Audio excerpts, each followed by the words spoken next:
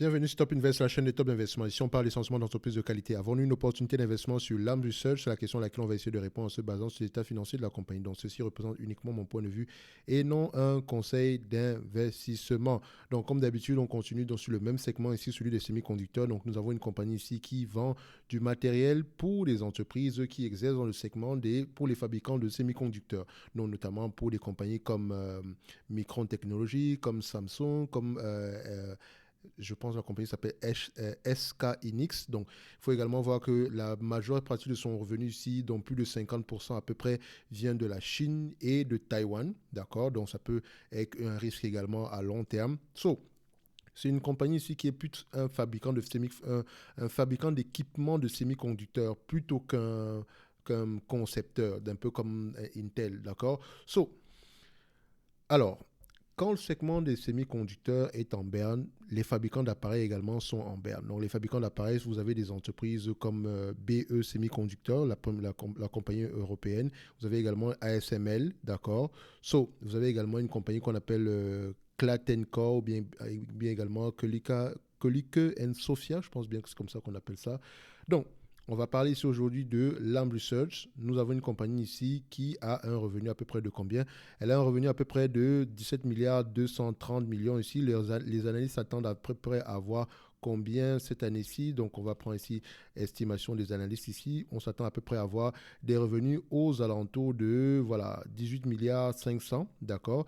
18 milliards 500, mais attention, les 18 milliards 500, c'est en berne. Donc, les revenus sont en train de baisser. Donc, ça commence comme ça peut se terminer comme ça, ok?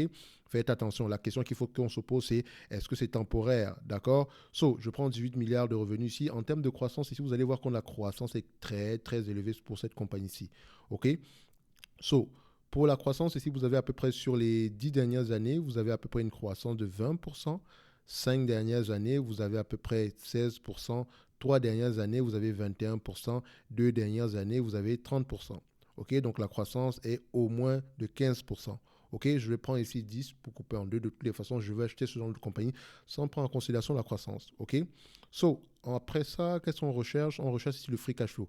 Le free cash flow ici, donc je vais comparer entre les deux. Vous allez voir les net income, les free cash flow. Vous allez voir que les net income sont plus élevés que les free cash flow ici, notamment parce qu'au niveau des free cash flow, il y a une dépense en capital. La dépense en capital est un tout petit peu plus élevée. C'est depuis 2020.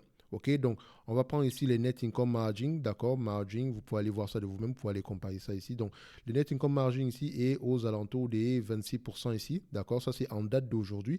Vous constatez que ce net income margin là augmente, donc la marge augmente ici. Sur les 5 dernières années, on a 23,60%, sur les 3 dernières années, on a 26%. Moi, je prends 24% ici, ok, j'essaie de me protéger au maximum. Donc le nombre d'actions ici, on a 141 millions d'actions, vous pouvez également le constater ici, donc c'est à peu près 100, oui, on a 138,31. 138,31, on va le dire comme ça. Excusez-moi, 138,31, je mets 139. 139, c'est une entreprise qui rachète ses actions, on aime ça.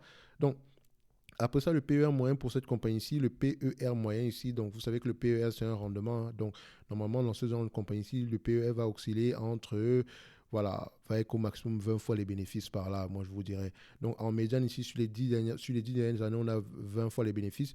20 dernières années ici, on a à peu près 18 fois les bénéfices. 5 dernières années, 18 fois les bénéfices, 19 fois les bénéfices plutôt. 3 dernières années, 21 fois les bénéfices.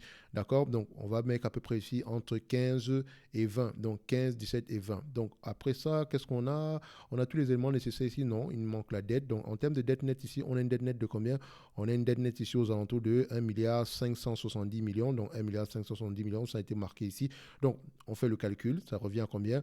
À 15%, à 15 fois les bénéfices ici, 17 fois les bénéfices là, et 20 fois les bénéfices à ce niveau. D'accord? Maintenant, 24%, quand on a 18 milliards ici, 24% de ce montant-là, ça représente combien? 24%, c'est 4 milliards 320. Donc, on met ici aux alentours de 4 milliards 320. OK? Là, on met 4 milliards 320. D'accord? 4 milliards 320. 4 milliards 320. Alors, à 15 fois les bénéfices, plus la dette nette, moins la dette nette divisée par le nombre d'actions, on est à 462 $ l'action. À 17 fois les bénéfices, on sera à 525 $ l'action. Et à 20 fois les bénéfices, on sera à 619 $ l'action. Actuellement, l'entreprise cote à combien? L'entreprise cote aux alentours de 315 $ l'action par là. OK, donc on a une opportunité d'investissement ici comme jamais. Rappelez-vous que la moyenne ici est aux alentours de 20 fois les bénéfices par là, donc on a même 21 fois les bénéfices. Donc faites attention.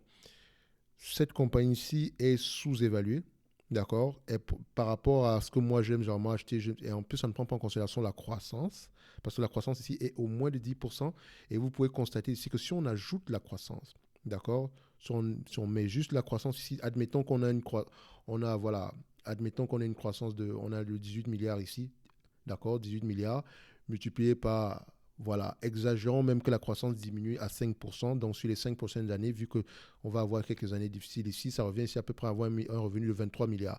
23 milliards ici, d'accord, enfin 24% de marge bénéficiaire, ça donne ici 5 milliards 529, d'accord, multiplié par 20 fois les bénéfices, d'accord, divisé par le nombre d'actions, on a à peu près combien de nombre en termes d'actions ici, on a à peu près 139 millions d'actions, donc divisé ici par 0,139. Ça donne combien? 795 dollars l'action. C'est une estimation. Donc, 795 dollars l'action au mieux. D'accord? Si on prend en considération une toute petite croissance de 5%. Pourtant, la croissance est bien plus élevée que le 5% ici. Donc, faites attention ici. Donc, ici, nous avons une opportunité d'investissement au prix actuel. Mais ça ne vient pas gratuitement. Pourquoi le marché déprécie cette compagnie-ci? Regardez une chose. Si cette compagnie-ci vous reverse le dividende ici, un dividende ici représentant la majeure partie de ses free cash flow ici, vous aurez un rendement de 10%. D'accord? Vous constatez ici qu'elle a 4 milliards 310, alors qu'ici on avait à peu près pour les revenus 4 milliards 320. Donc ça fait à peu près un rendement de 10% par là. OK? Donc si on vous verse le free cash flow net ou bien le net income en totalité ici en dividende, vous aurez un rendement de 4 milliards 300, un rendement de 10%. OK? Donc, n'oubliez pas également qu'on verse un dividende ici depuis à peu près combien de temps. Donc, le dividende ici est aux alentours de 2,19% ici. Donc, ce dividende-là, il est safe. Ce n'est même pas une question. Il est totalement safe. Et il y a de fortes chances qu'il continue à croître dans le futur. OK?